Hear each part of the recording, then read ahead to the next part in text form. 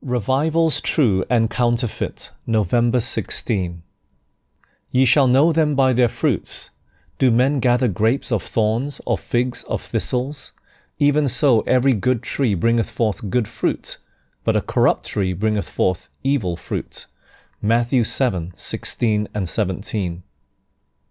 Before the final visitation of God's judgments upon the earth, there will be among the people of the Lord such a revival of primitive godliness as has not been witnessed since apostolic times.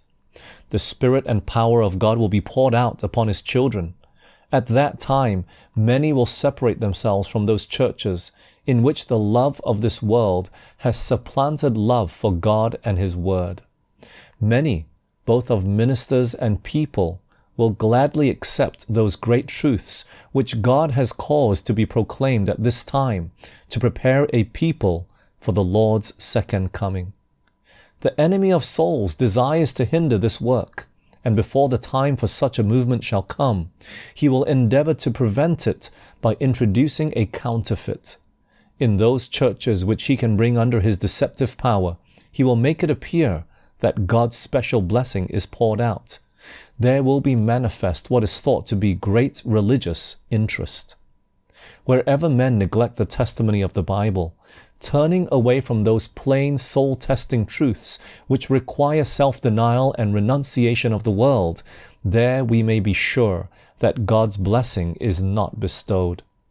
A wrong conception of the character, the perpetuity, and the obligation of the divine law has led to errors in relation to conversion and sanctification, and has resulted in lowering the standard of piety in the church.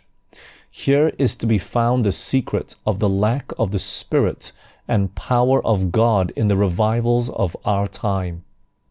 It is only as the law of God is restored to its rightful position that there can be a revival of primitive faith and godliness among His professed people.